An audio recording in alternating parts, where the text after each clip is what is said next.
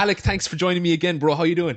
Not too bad, Gareth. Thanks very much. We're still three men after the last one, anyway. Okay, great. I want to talk about the myth of giving back. The idea that it's always been around. It's getting a little bit more prevalent among corporate circles. I've noticed there's a lot more books being published, and there's marketing gurus talking about, this is how you should market. This is how you should proceed, getting more giving back. Nothing, not that there's anything wrong with giving back to the community, as in doing nice things for people. Of course, I mean, I'm obviously not suggesting that that's a bad idea, but just that there's a moral imperative to giving back if you're a big business, because the assumption is that if you have money in business, you must have taken it from somebody else, and they do not have value anymore. There's something you've taken from them, and now you have it, and so you should give it back. And it's this completely arbitrary and ridiculous notion. Now, just to start, the one objection that obviously anybody could level against this argument, and of course I concede it's absolutely true, is that large businesses, medium businesses, and to a certain extent smaller businesses do take subsidies. They get tax breaks, they get subsidies that other people, particularly smaller businesses are usually victim to larger businesses in that they can't afford the same regulations that large business can, and large business like that because you have to start small to become large. And so larger businesses, in order to think ahead and stop competition, want would be happy with increased regulation because they can afford to pay the regulation, pay the cost of the regulation, whereas smaller businesses can't. And so they stop their competition from entering into the market in the form of smaller businesses. So now, that's not to say small businesses don't take advantage of subsidies, but just for the largest extent, it's the bigger businesses that get government help. And a large amount of these businesses do backroom deals with politicians, and not even, they just outwardly lobby and say, look, we need to make this the law, and then it becomes the law, and this is what allows these large businesses to continue without competition, not hindered by competition. So the solution would be this being the one place that businesses benefit immorally, would be, I would say, calculate all of the subsidies that you've received, calculate any kind of money that has come from government, and give it back. No, I'm not a huge fan of giving money to government, but just to keep this as pure and simple as possible, calculate all the money that you've gotten from government, which in itself is stolen money, but just calculate, just on this level alone, take the money that you've benefited from, take the regulation. I know it's very difficult to calculate how much money you've benefited from regulation, but let's just see if we can come up with some kind of number that you could round up and say, look, if the government wasn't there, I wouldn't have had this money. Take that money and give it back to government. And then the next step would be to calculate, okay, how much did I pay government in the form of PRSI, in the form of VAT, in the form of, hiring people to come in to make sure I'm up to code, like restaurants and particularly, and anywhere that deals with food, of course. But I mean, there's code everywhere, regulations that businesses have to pay for. And then you deduct that. And of course, you're going to end up with a much larger number anyway, than what they benefited from. So, okay, so with that out the way, in a normal market environment, when a business provides somebody with a service that the person wants, they have given back. That's where their money comes from. Their money is from service. Okay, so when somebody is rich, aside from getting subsidies, aside from getting money from government, or just from flat out stealing, if you go out in the street and you put a knife to someone's throat, obviously that's, but if you're dealing with a business that has earned money voluntarily, like, for example, obviously, what comes to mind a lot is Microsoft, or, they were always at the center of these kind of, there was lawsuits and everything, where they've got so much money, it's not fair. They have that money because they invented a little thing called Windows that, like, the entire world uses. And we get into all these different, little business practices that they engage in, which absolutely were wrong. But on the whole, they benefited people. And that's where their money comes from. So giving back doesn't make sense because they are rich because they first gave. So that's number one. I mean, what do you think of that, Alec? Yeah, I mean, firms profit from looking after their customers. If you look after your customers better than your competition, you're going to be more profitable. In essence, I mean, you give the example of Microsoft there. You could also throw Apple into the mix there as well. I mean, these companies become profitable because they offer a service that someone wants at the right price, at the right time, in the right fashion, and that's why they're profitable. Now, it seems to me that government like to take advantage of that. You have what's called in the US the antitrust laws, and certainly is the same in the EU, but antitrust seems to be, they say, well, they have a monopoly. Well, maybe they do because they do something better than everybody else, but government sees this as another form of revenue. I mean, also as well, your point there about, you create X amount of jobs and we'll give you X amount of subsidies. I mean, here in Ireland, we see it all the time, with our low tax culture for foreign direct investment. But then you have the likes of the French and Hollande shouting, well, we have an area outside of Paris, and they're all French companies and they have to pay the full corporate tax rate, which is absolute nonsense when you calculate the amount of subsidies that the French government actually give the likes of EADS, who own Airbus, etc. like that. I mean, they're paying 0% tax. So that's a form of protectionism as well. I like your balancing act there, whereby, calculate how much the government's given to you, calculate how much you've given them, and then let's call it fair. It would be better, however, if you could give it back to source, i.e. back to the taxpayers themselves, rather through the middleman, the money collector, the government. I think that would be interesting if you could actually give it back to the source. Absolutely, and in fact, that would be a business in itself. You just have some business guy go around, do these calculations for people, and take a small chunk for himself, and give the rest back out to customers, or reinvested at least in some kind of product or some kind of service that can be given back directly to people who are taxed. That'd be a great solution. But of course, in a million years, it's never going to happen because the nature of government is not at all what people think. And of course, it's very, very difficult to arrive at the kind of conclusion that, like what we're talking about, 99% of people think we're absolutely nuts. And the reason is, if you go to public school for any length of time, if you go to college, I mean, not even public school, private school, even homeschooling courses, often talk about this because they have the spillover effect of this garbage that civilization is the state and all this kind of stuff, and you must be nuts, you must be evil if you want to, think of all the sick people, think of all the all the good things we've done, and you don't want to pay for all that kind of stuff. It's just absolutely crazy, and it takes time to kind of arrive at these conclusions and start to see that to make a point about people who have money versus people who don't. And if you look at people who have lots and lots of money and just assume that the reason they have that is because they've taken it from someone else, we were talking about this before, the zero-sum game fallacy, where people assume that in order to be rich, you have to take that money from somebody and someone has to be poor. And this is absolutely how it works when you're dealing with theft. This is how it works when you're dealing with government taxation. It has to come from somewhere. Whereas in business, in the marketplace, when things are voluntary, you actually, when you trade, when you swap voluntarily, you actually create value. Yeah, and people are so used to the dealing with government where it's involuntary exchange that they also presume that the company they work for or a company they buy products from is also an involuntary exchange, when in fact, as you've just stated, it's the exact opposite. Right.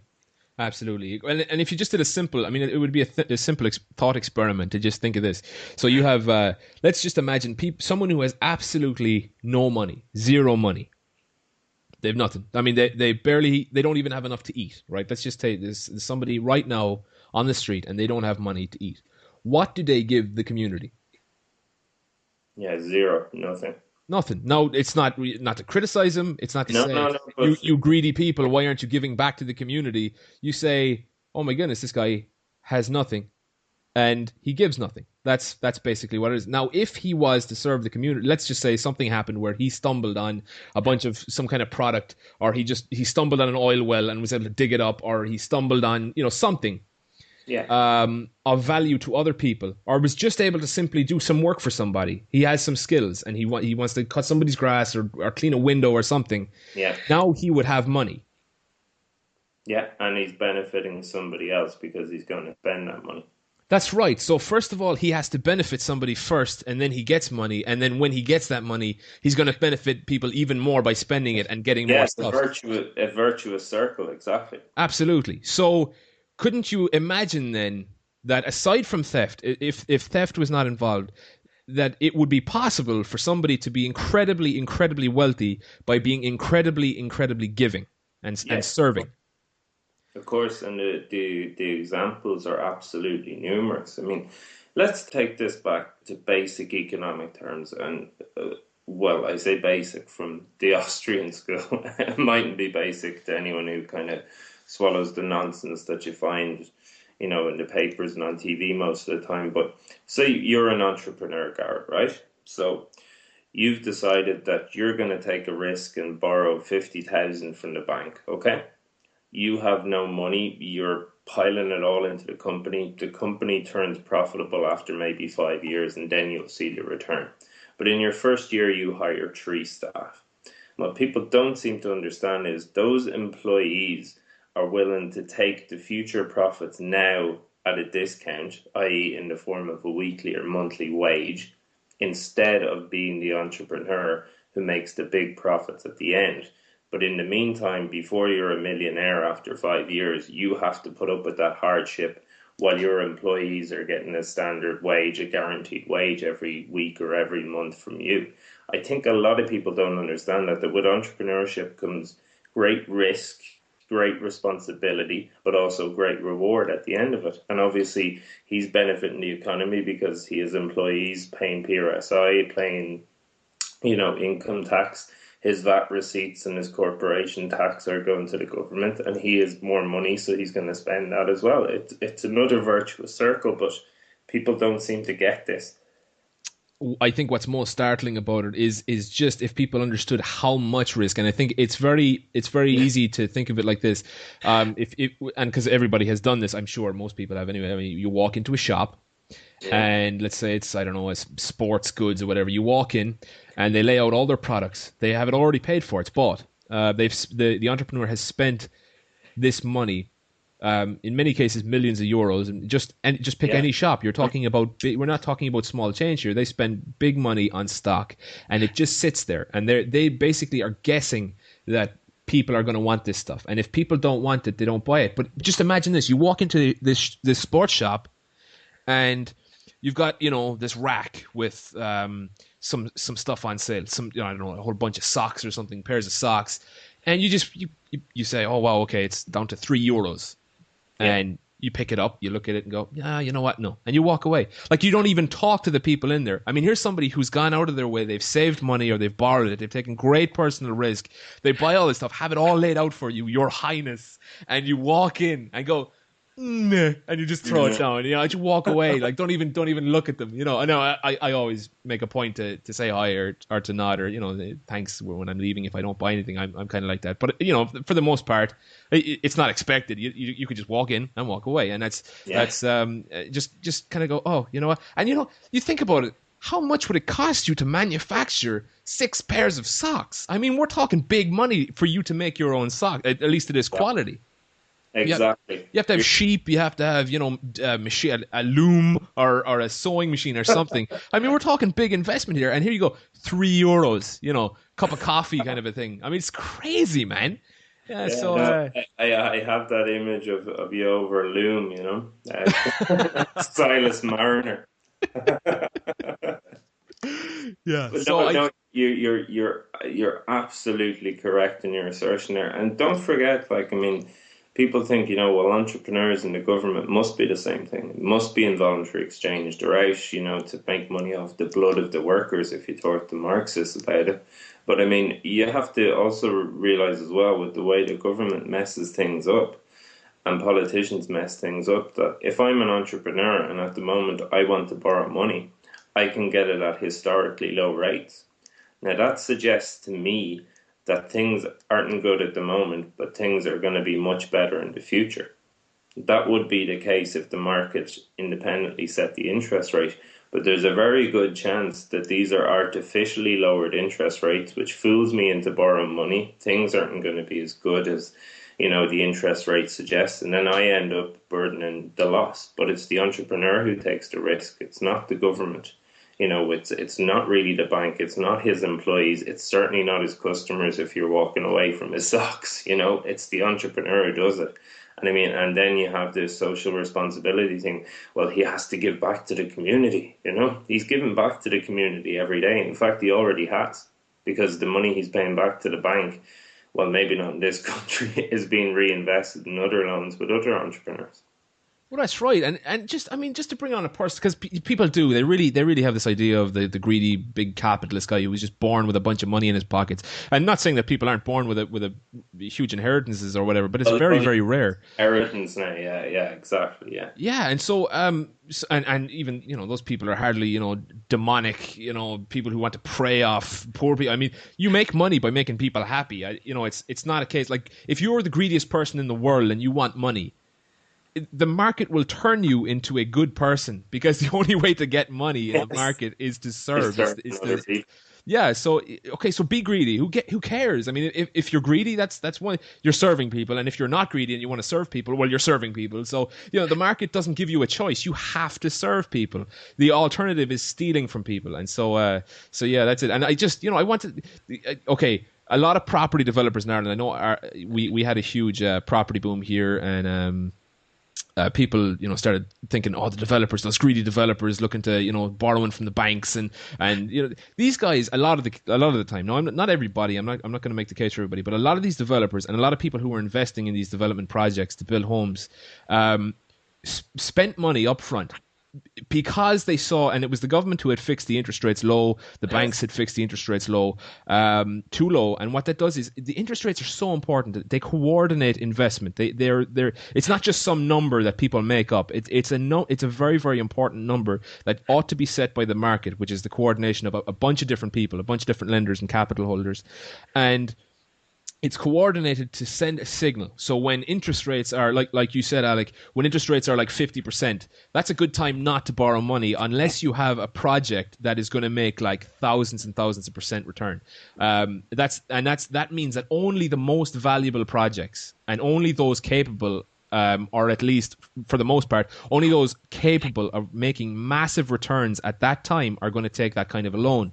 And what that guarantees is that when the interest rates are high like that, it means that there's very, very little capital available in the economy. And so you want very responsible people like this who are able to make incredible returns on money to be the only people taking loans. Yes. Because what we had is, in a situation where there wasn't a lot of capital available, we had the government force the interest rates down, which made people think there was a lot of capital available, or just say, no, now's a good time to borrow because it's so cheap. And you know, if a project's going to give me 20% return, interest rates are 2% or something, then you know, then that's great. This is a good time to borrow. So they borrow this money. The capital runs out because the interest rate should have been much higher, telling you the capital isn't there, and the projects are just left. And that's why we have so many empty houses all around the country, and just like ghost estates and whatever. So the entrepreneurs give back up front. Okay, it'd be like, okay, just on a very, very personal level. This is what I was going to say. I don't know how I got derailed there. I do. I'm a ranter. But so let's say you're selling a car, and most people can identify with this over the age of whatever. Let's say you're selling a car, and you sell it for, I don't know, whatever, you some cheap, I don't know, older kind of BMW, whatever, you sell it for $1,000.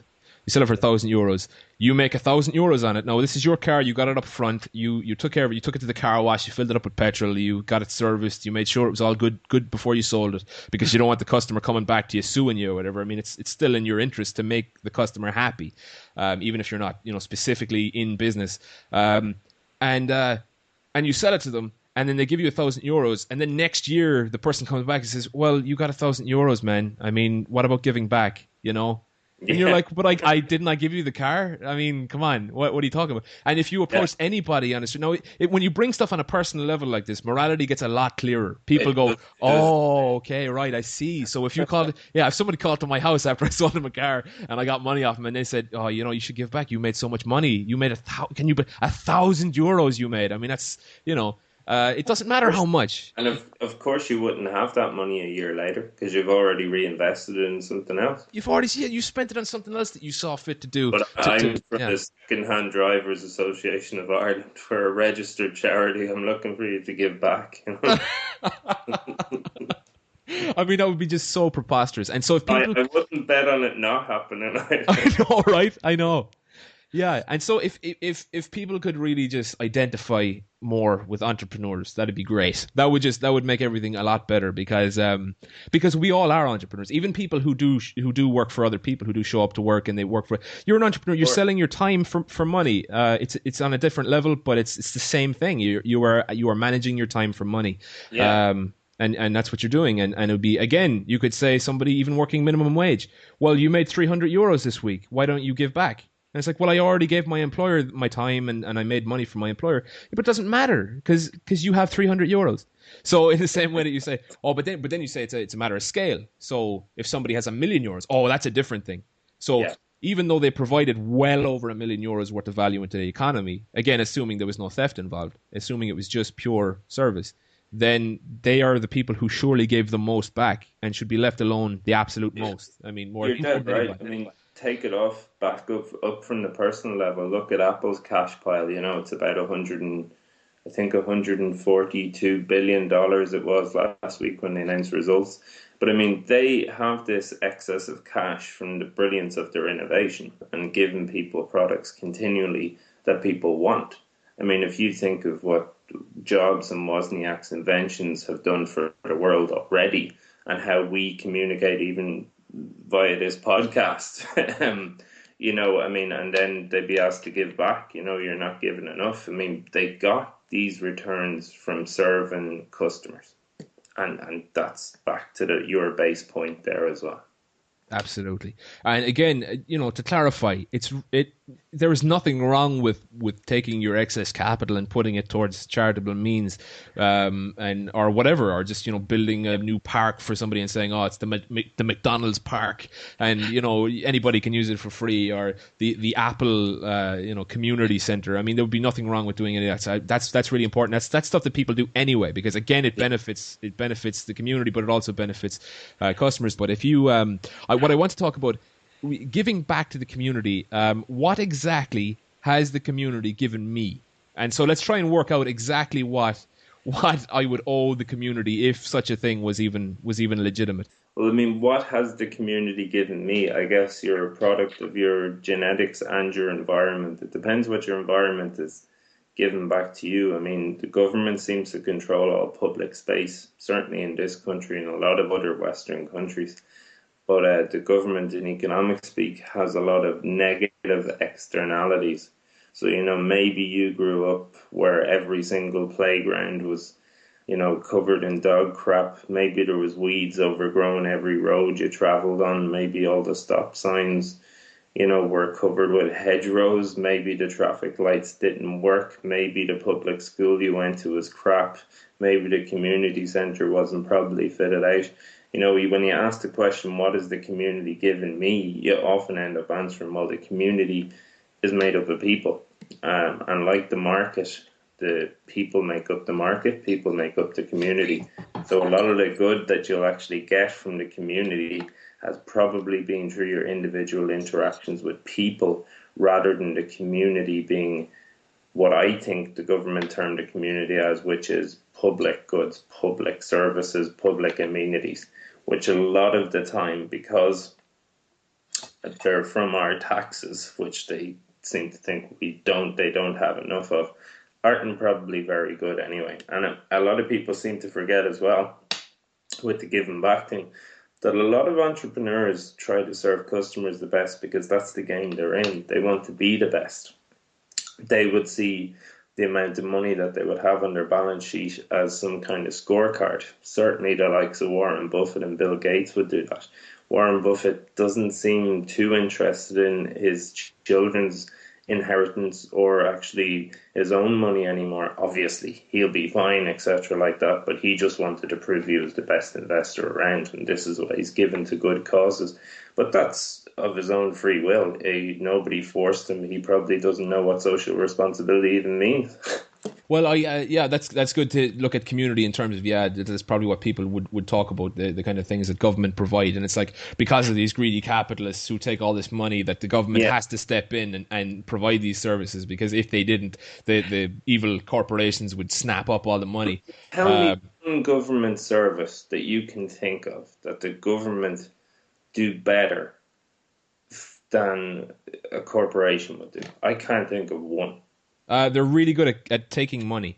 Yeah, exactly. They're really good at raising money without providing services. They're Actually, not too good at making it. no, Yeah. not at all. And I guess that would be where the zero sum game can be taken from the whole level of being a fallacy and proven in the real world. If you look at somebody who really does need to give back, as a group of people who need to give back are specifically. That's absolutely legitimate when you're talking about government, because when you have poor people, okay, you have poor people and then you have government who don't provide service up front. Like in the case of the entrepreneur, when you sell your car, it'd be like, in that same case, instead of selling your car for the €1,000, the person gives you €1,000 and then you promise them a car, but you don't necessarily give them a car. And then you charge a whole bunch of other people €1,000 later on when you pressure them to get you a car, and then they give you a Nissan Micra instead of the BMW they promised you, and there's only 3 wheels on it, so you got to pay for that too, and that's kind of it. So this is why we have such things as government pensions. This is why we have national debt. I mean, the money that was put in for pensions by let's say the previous generation, before I would say anybody over 45, 50, who has been paying in, that's gone. That's gone. I mean, that was not that money was not protected. That's not something that, let's give it to the government because they'll keep it safe or whatever. The how they keep your pension safe is by guaranteeing the ability to tax people in the future. And so they spend that money. I mean, that money is gone. Even I would imagine that money that was put in to a pension last year is probably gone because it is because look at the debt that we owe. So why would we have any kind of debt if there's a fund there and it's for pensions, and the government say this is for pensions, and then at the same time say, well, we have this massive, huge debt. Well, do people not feel it's strange that these pensions have become compulsory as well? I mean, that would seriously bother me. I imagine that. I mean, aside from it being completely crazy to say, okay, would you like to invest in this pension? We're not going to show you where the money is. Like you have a better chance, literally, of sending the money to me. Yes. Send the money to me, and I'll protect your money. And of course, what would happen is they say, well, how do I know you're going to protect my money? And I would say, well, are you serious? Because what you've been doing is giving the government money and they have already spent it. So you're going to hold me to a standard like that, and you're not going to hold the government to a standard. Yeah, give it to a monkey with a dart. He does have a better chance. So okay, yeah. What I want to do is talk about what you were addressing there. What is the community give it? If we're trying to calculate, okay, what is the community like? Let's say I make a bunch of money and people start coming after me and saying, "Man, you need to give back." Okay, so let's try and quantify it in some way, because we can quantify the amount of money I have whenever I have it. So let's try and quantify how much of it should I give back, or at least how much in general terms. What should I be giving back? I mean, what should the money be used for? So what has society as an entity, or community as an entity? Now, obviously, I'm not talking about any individual. Individuals have given me stuff, and individuals have taken stuff from me. So specifically, when you're talking about the community, what you're referring to, I guess, is, like you said, the things that government provide, the public services and whatever. But just as let's just say as a more kind of a, I don't know, ethereal kind of an entity, something that's not quite tangible. You can't really say that's what can be, but just the kind of ideas that it conjures up when you say community. And what I would say is, well, first of all, community has given me nothing but lies about economics, about morality, about all sorts. I mean, all that I've ever gotten from around me, from that I haven't actively had to go out and grab and like get good books and go on the internet, find good websites, find good speakers, find people who I can logically follow a process in and not just believe stuff for the sake of it. Society and community has given me complete and utter garbage to believe in. Okay, guilt, Guilt is another one. You should pay Alienation. alienation. That's good. Yeah. Which I suppose comes under the category of bullying in general. Taxation. That's another one. That's what it's given me. That's what I've gotten. Now, someone say, "Oh, you're very ungrateful." What about the roads? What about the free education? Well, wait, how is it free? I mean, I'm sick of this one. Free education, free healthcare. I'm paying more money. What am I paying? Something like 10 grand.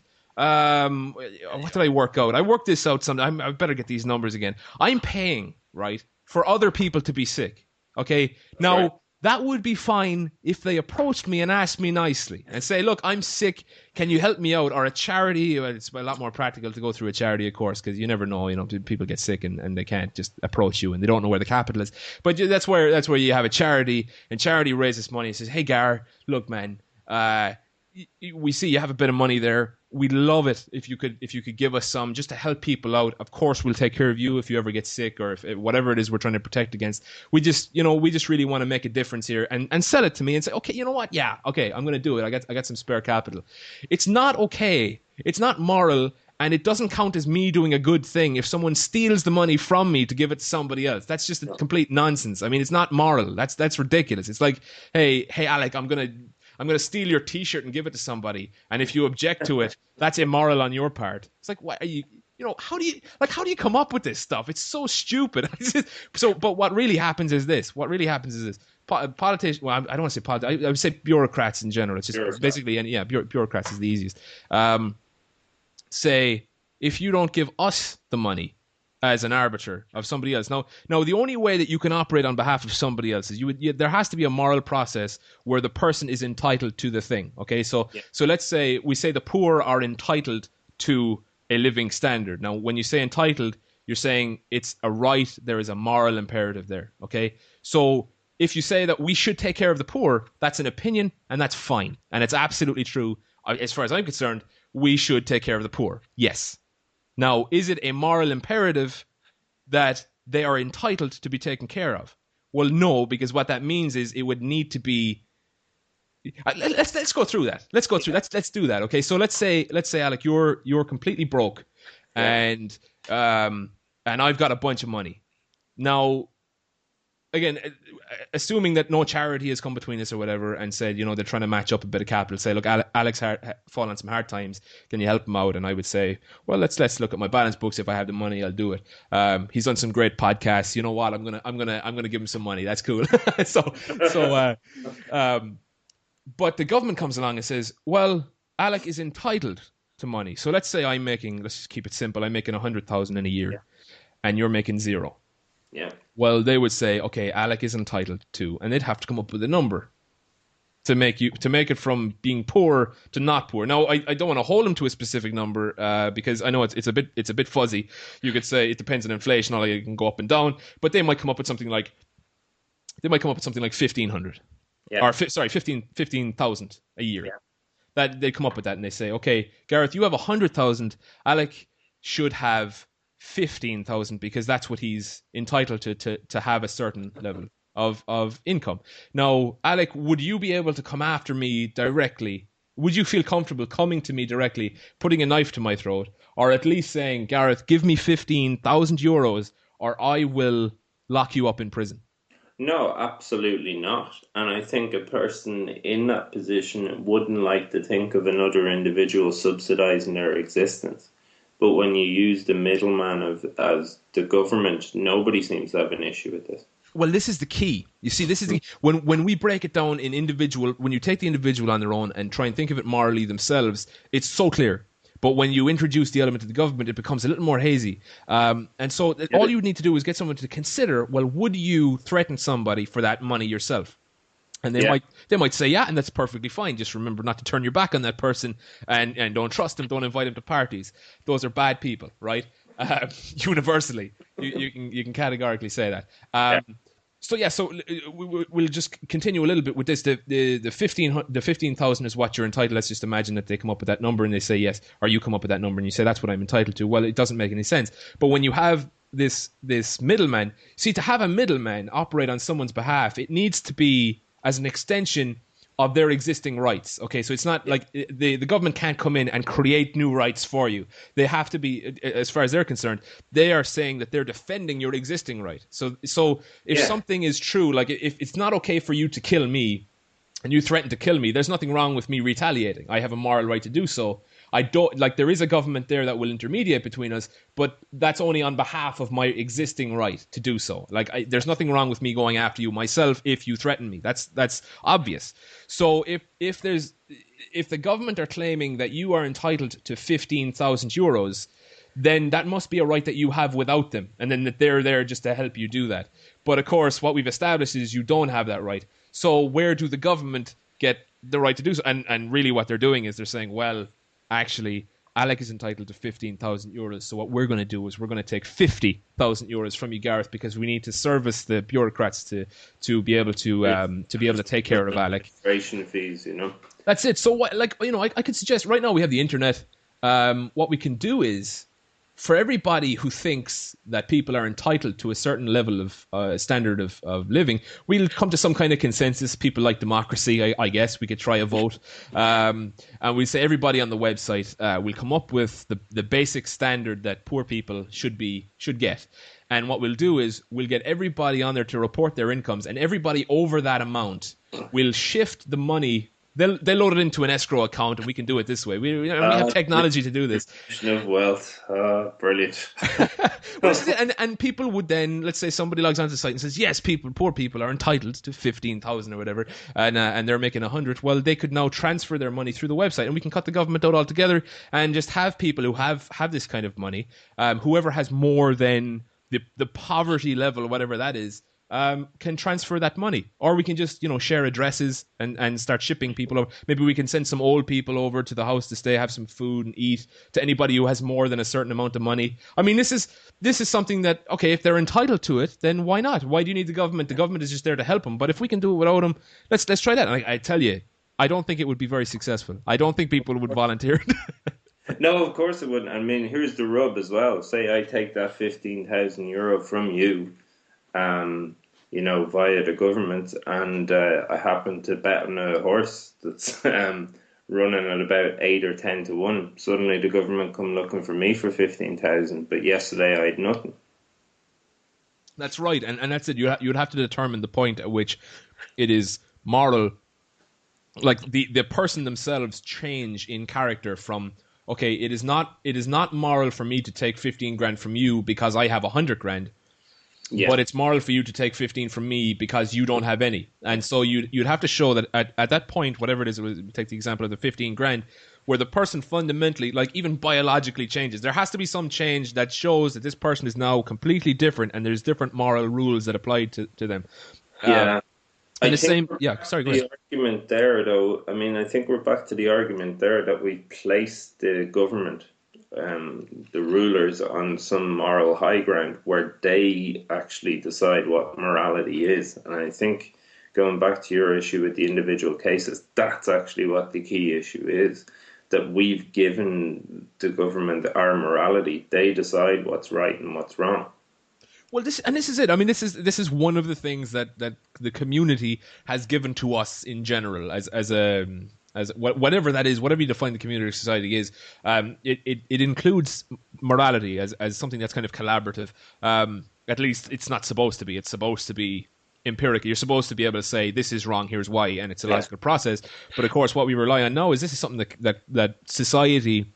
I hate using that word because it means so many things, but in this case, I think it's justified. When you say society has given us, is this sense that, or this lack of ability to determine what morality is, and it's universal. It's something that anybody can do, just given a few minutes and a little bit of guidance, that you can discover universally. Like we say, I mean, the obvious thing is killing. It's not okay to kill somebody, and it doesn't matter if somebody halfway around the world they say, well, in my culture, killing is okay. Well, it doesn't. That wouldn't really matter. You would still say, well, I don't care what your culture says. It's completely immoral. Whereas we say stuff like the other stuff has gray areas where taxation is okay, and we can put it down to some kind of consensus that makes it okay. Well, there is a moral stance on every single action You can have opinions that are not moral. That's okay. I can say, Yeah. I think we should shoot Alec in the face tomorrow, and that's not fundamentally immoral because I've just, that's my opinion. I haven't done it. Yeah. I haven't advocated for, even advocating for it is really, well, that kind of gets gray area, but it's not really immoral. It's not. You couldn't say it's immoral because it's just an opinion. That's just. I think I should have 7 Ferraris. I think we should have no poverty on earth. I mean, there's nothing wrong with saying any of that stuff. I think we should take money from rich people to give to poor. Again, nothing wrong with that because it's not. It's just an opinion, and you can take it or leave it. I mean, it doesn't enforce anything. But as soon as you get to the point where you say somebody has a right to, now you've just made a moral statement. You've just said this is moral, and you have to back that up with a moral process. Otherwise, you're completely illegitimate. So yeah, so it's just I think it's just that people don't know that you can do that. Am I wrong on that? What do you get the do you get the sense that people really don't have the confidence to make moral decisions? Like that they, I don't know whether it's they don't have the confidence to, or whether it's they're too lazy to.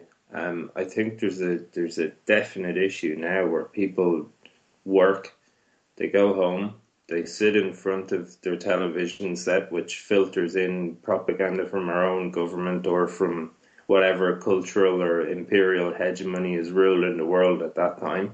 And they take it for granted and they don't question it. And every other discussion that surrounds whatever the news of the day is filtered in one way. Generally, you have the government on one side, who you've elected, so they must be right, versus somebody else banging on about rights for other people.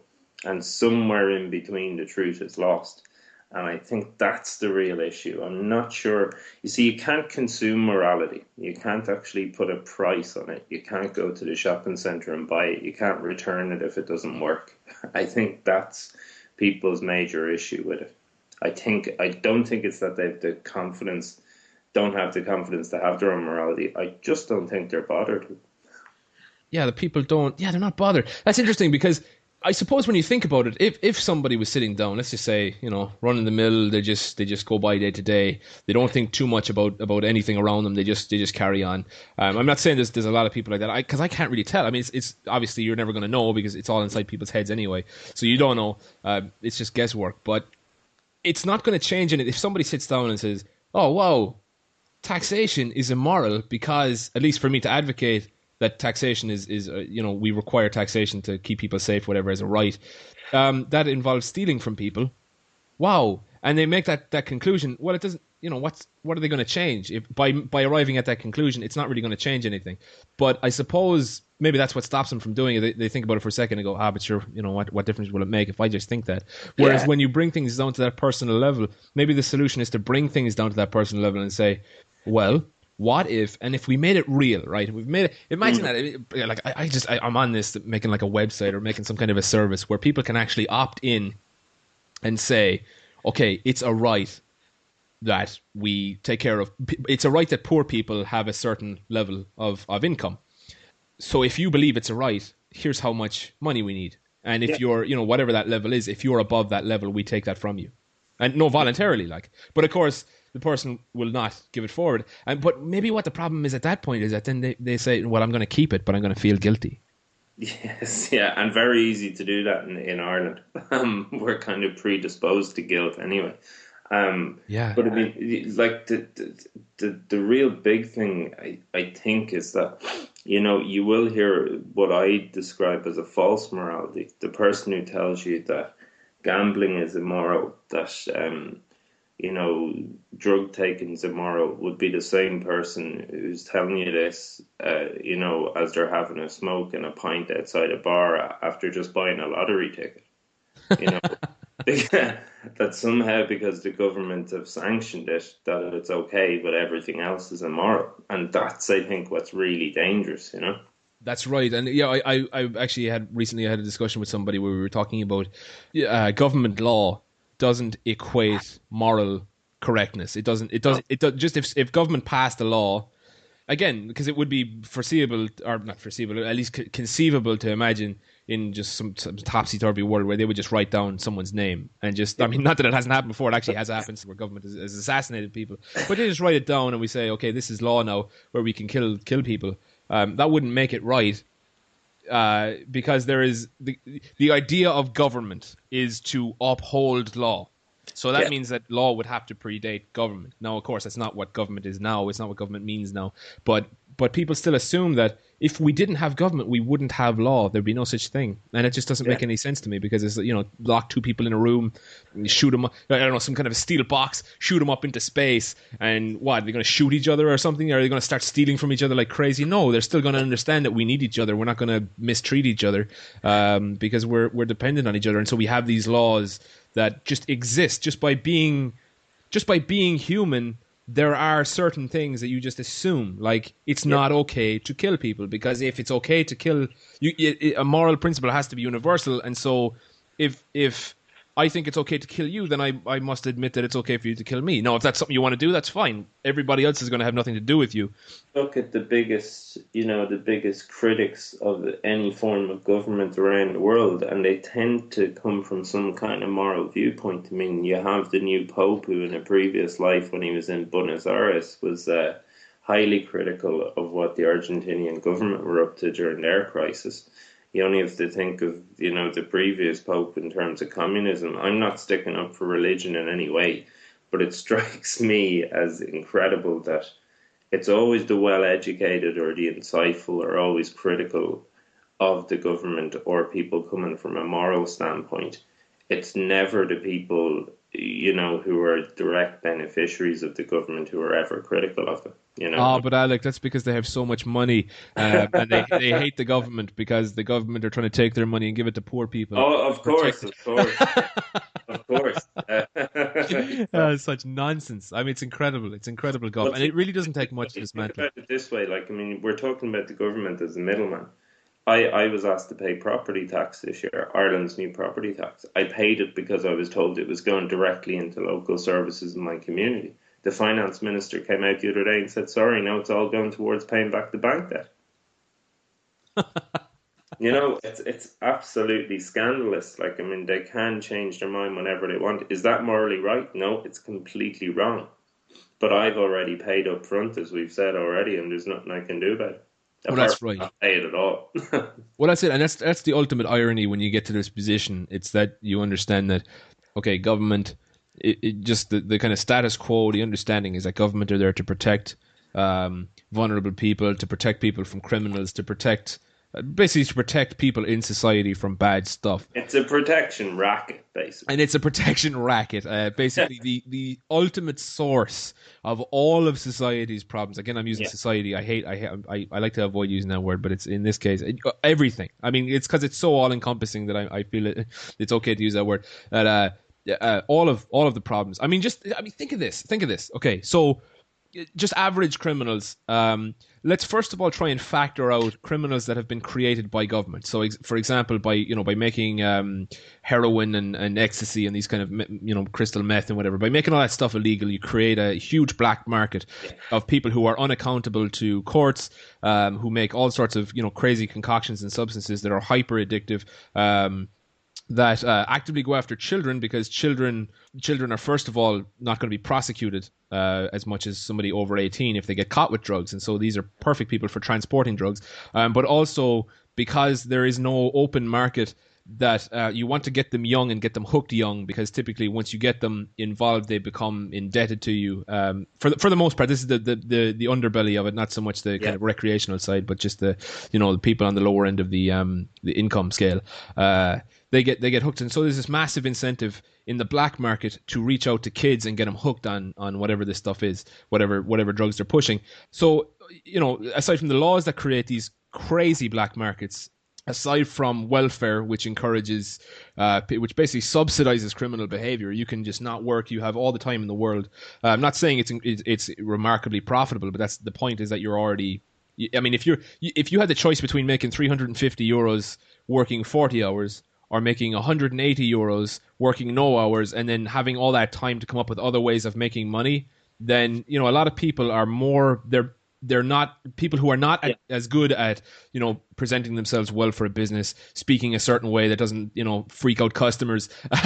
It's more appealing. So aside from all those criminals who the government has actually created, right, which is, I would imagine, more than 40 to 50%. Let's just round it off at that, but I would imagine is a good chunk. So in the absence of government, right, not only would you not have the government stealing half of your income, okay, because I would rather be mugged on the street, to be honest, because it only happens one time. They don't keep coming back for it. Well, you have a chance to fight back as well. And you have a chance to fight back. You can legitimately fight back, and you're not going to go to prison for fighting back. You can hire security services. You can, people have cameras. There are courts you can go to. Again, I know you're going to say, oh yeah, but they're government courts. But yeah, there's such a thing as private courts, and they don't rely on 11 random, jury members. I mean, such nonsense. So aside from all at least half of the criminal element out there, and at least in the private sphere, private criminals, and all of the government, which consumes vast amounts of capital without creating anything of any substance. Again, we'll talk about, I guess we should get to private. I mean, we've already done private roads and schools and all this kind of stuff. They make the argument that they still do that stuff even if they do it bad. But yeah, that's like, I mean, there's so many arguments against that. It's so ridiculous. But so aside from all that, if that was gone and you have, let's say, 50% private criminals left. Yeah. Is that really, like, who really cares? I mean, how often have you been mugged, Alec? Zero. You've never been mugged, so you've actually never had a problem with criminals. No. So even though the government exists, has created twice the amount of criminals. Now, it does have a prosecution system but obviously doesn't work, as we've seen crime is still on the rise. And they say, but it's despite government. Whatever. The point is there's more criminals now than there would be in the absence of government. That's obvious. That's very, very easy to prove out. Yet you are robbed by government many times a year. Pretty much every time you go to buy something in a shop. I mean, I guess it's the business operating on behalf of the government. They're collecting it. But if they didn't do it, they would go to prison. So in the absence of that, you would have even less of a chance of getting mugged. No, they'd still be out there. But you'd have even less of a chance of getting mugged. There would be less drugs.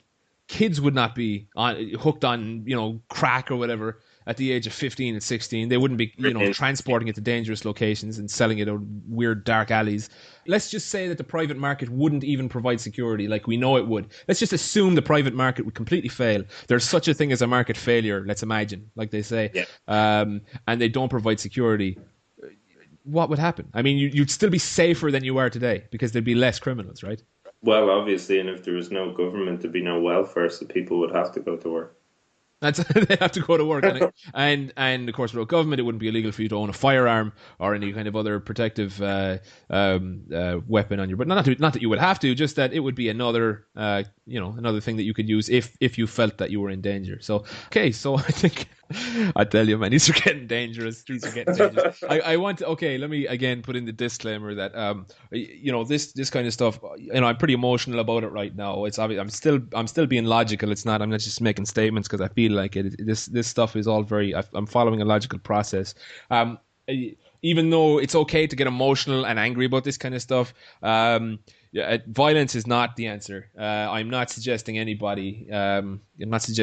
Take this stuff by violence because you say that okay, somebody steals from you, you have the right to go after them violently to get that stuff back. And so if we assert that the government is stealing from you, then you have the right to go after them violently. Well, morally speaking, yes, you do. Yeah. But it's ridiculous to even try it because if the objective here is to talk about this stuff, to understand this stuff, in order to attain a better freedom, a better life, the solution is not to get yourself locked up or killed by being violent against government. The solution here is education, is teaching people that don't steal. Okay. Final point.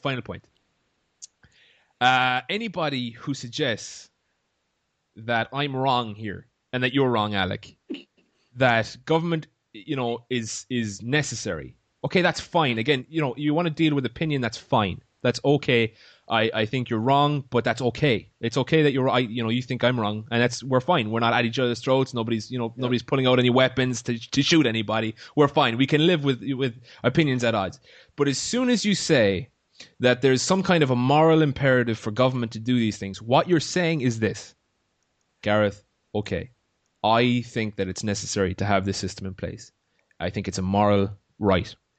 And that I have a right to this, or poor people have a right to this, or poor people have a right to healthcare or whatever. What you're saying is this. I think it's okay to steal from you personally, Gareth. And if you don't pay it, I think we should lock you up. You've just made a moral statement. And so that to that kind of a person, you have to be kind of wary. I mean, that's really that makes me nervous when somebody if you present this stuff to somebody, they go, oh wow, I never thought about that. Cool, okay, great.